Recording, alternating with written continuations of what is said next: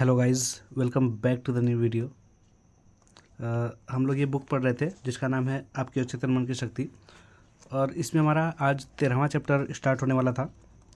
तो चलिए इसकी शुरुआत करते हैं और देखते हैं हमारा अचेतन मन कैसे काम करता है। तो इस चैप्टर का नाम है आपका अचेतन और नींद के चमत्कार। तो चलिए शुरू करते हैं।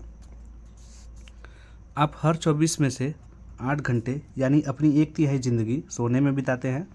यह जीवन का अटूट नियम है। नींद एक दैवी नियम है और हमारी कई समस्याओं के जवाब हमें गहरी नींद में मिलते हैं। कई लोग इस सिद्धांत का समर्थन करते हैं कि आप दिन में थक जाते हैं, इसलिए आप शरीर को आराम देने के लिए सोते हैं और सोते समय शरीर में मरम्मत की प्रक्रिया चलती है। यह बहुत बड़ी गलतफहमी है। नींद में शरीर कभी आराम नहीं करता है। सोते समय भी आपका दिल, फेफड़े और सभी महत्वपूर्ण अंग काम करते रहते हैं। अगर आप सोने से पहले खाते हैं तो खाना पच जाता है और पोषक पदार्थ सभी अंगों तक पहुंच जाते हैं। आपकी चमड़ी पसीना उत्पन्न करती है, आपके नाखून और बाल बढ़ते रहते हैं। इसी तरह से आपका अवचेतन मन कभी नहीं सोता या आराम नहीं करता। यह हमेशा सक्रिय रहता है और आपकी सभी महत्वपूर्ण शक्तियों को नियंत्रित करता है। नींद में उपचारक प्रक्रिया ज़्यादा तेज़ी से काम करती है क्योंकि तब आपका चेतन मन कोई व्यवधान नहीं डालता। आपके सवालों के उल्लेखनीय जवाब आपको नींद में ही मिलते हैं। अगला हेडिंग है, हम क्यों सोते हैं। नींद के बारे में गंभीर शोध करने वाले शुरुआती वैज्ञानिक शोधकर्ताओं में डॉक्टर जॉन बिजेलो का नाम उल्लेखनीय है। वे यह दिखाने में सफल हुए कि रात को सोते समय आँख, कान, नाक और त्वचा के नीचे की तंत्रिकाओं से आपको लगातार संवेग मिलते रहते हैं। मस्तिष्क का तंत्रिका संचार तंत्र भी काफ़ी सक्रिय रहता है। डॉक्टर विजेलो के शोध का निष्कर्ष इस पुस्तक में दी गई जानकारी से काफ़ी मिलता जुलता है। उन्होंने कहा कि हमारे सोने का प्रमुख कारण यह है कि आत्मा का अधिक उत्कृष्ट हिस्सा अमूर्तता से हमारी अधिक उच्च प्रकृति से एकाकार हो जाता है और देवताओं के ज्ञान तथा पूर्व ज्ञान में हिस्सेदार बनता है। नींद प्रार्थना का एक प्रकार है। दिन भर आपका चेतन मन चिंताओं, संघर्ष, वाद विवादों में उलझा रहता है। इसे समय समय पर इंद्रियों के प्रमाण और यथार्थवादी जगत से दूर हटने तथा अवचेतन मन की आंतरिक बुद्धिमत्ता से मौन संप्रेषण करने की जरूरत होती है। मार्गदर्शन, शक्ति और अधिक ज्ञान का दावा करके आप जीवन के हर क्षेत्र की हर मुश्किल से उबरने में कामयाब होंगे और अपनी दैनिक समस्याओं को सुलझाने में भी। इंद्रिय प्रमाण और रोजमर्रा के शोर शराबे व दुविधा से नियमित रूप से हटना नींद का एक प्रकार है। यानी आप इंद्रियों की दुनिया के लिए सोए होते हैं और अपने अचेतन मन की बुद्धिमत्ता तथा शक्ति के लिए जागृत होते हैं। अगला हेडिंग है, नींद की कमी के आश्चर्यजनक प्रभाव। नींद की कमी आपको चिड़चिड़ा, तुनक मिजाज और निराशावादी बना सकती है। सभी इंसानों को स्वस्थ रहने के लिए कम से कम 6 घंटे नींद की ज़रूरत होती है। अधिकांश लोगों को इससे ज़्यादा की ज़रूरत होती है। जो लोग सोचते हैं कि वे इससे कम में काम चला सकते हैं, खुद को मूर्ख बना रहे हैं।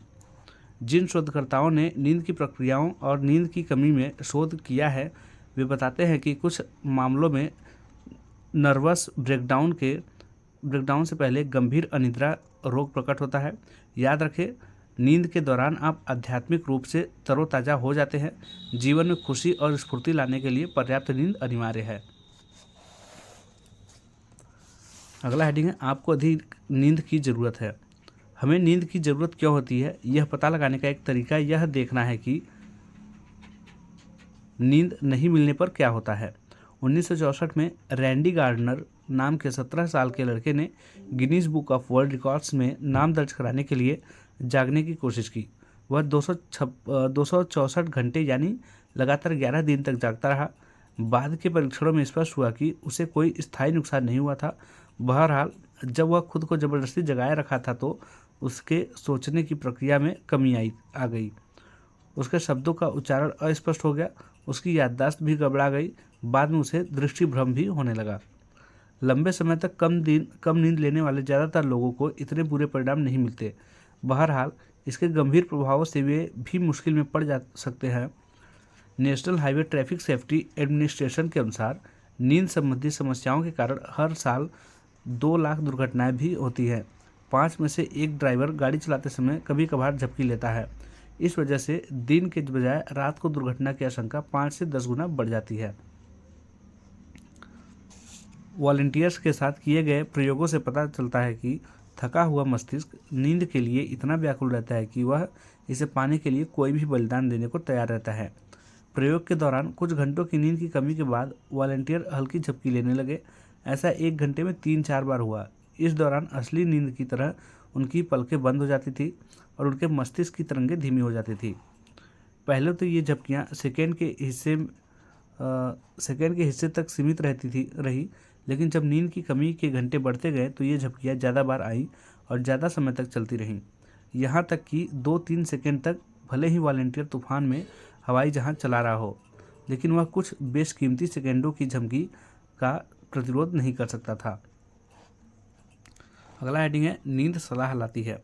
सैंड्रा एफ लॉस एंजलिस की एक युवा महिला है जो अक्सर रेडियो पर मेरे भाषण सुनती है। उसने मुझे बताया कि उसे न्यूयॉर्क सिटी में एक नौकरी का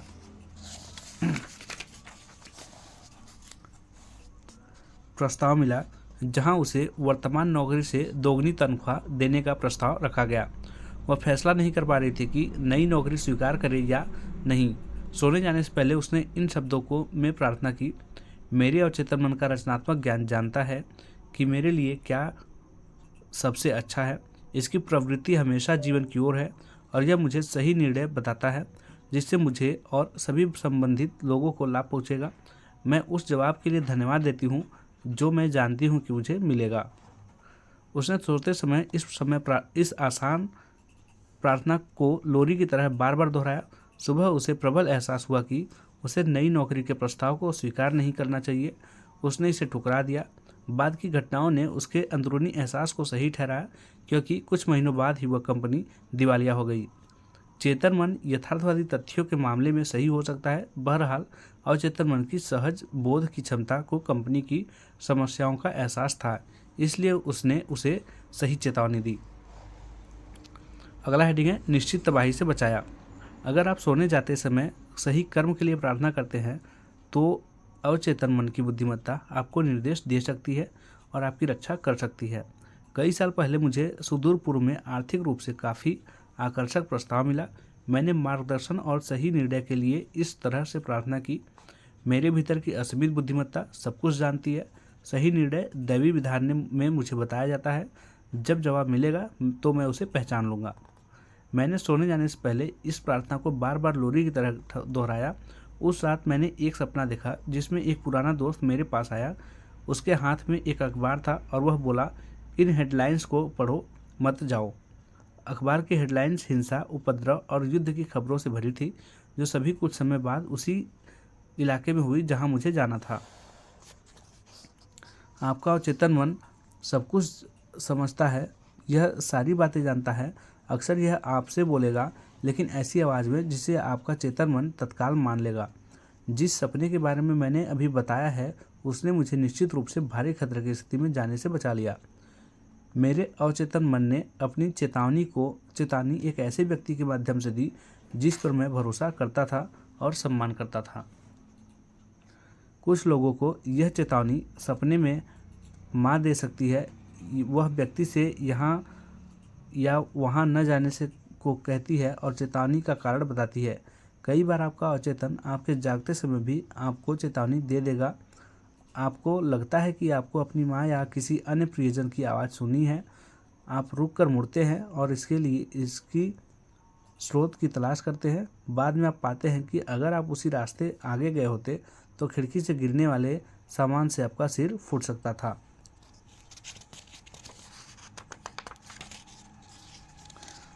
आपका भविष्य आपके अवचेतन मन में है। याद रहे, चूंकि आपका भविष्य आपकी आदतन सोच का परिणाम है, इसलिए यह पहले से ही आपके मन में है, जब तक कि आप इसे प्रार्थना द्वारा बदल न डालें। इसी तरह देश का भविष्य भी देशवासियों की सामूहिक अवचेतना में है। उस सपने में कुछ भी अजीब नहीं है जिसमें मैंने अखबारों की सुर्खियां देखी थी। हालांकि वे घटनाएं उस समय तक नहीं घटी थी। बहरहाल वे घटनाएं उन लोगों के मन में तो पहले ही घट चुकी थी उनकी साजिश रची थी।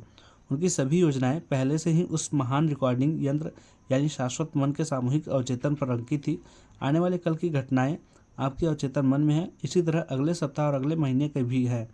उन्हें बहुत अतीन्द्रिय या पराभौतिक व्यक्ति द्वारा ग्रहण किया जा सकता है।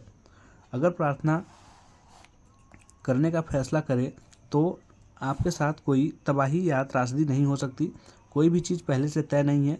आपका मानसिक नज़रिया, जिस तरह से आप सोचते हैं, महसूस करते हैं और यकीन करते हैं, ही आपका भाग्य निर्धारित करता है।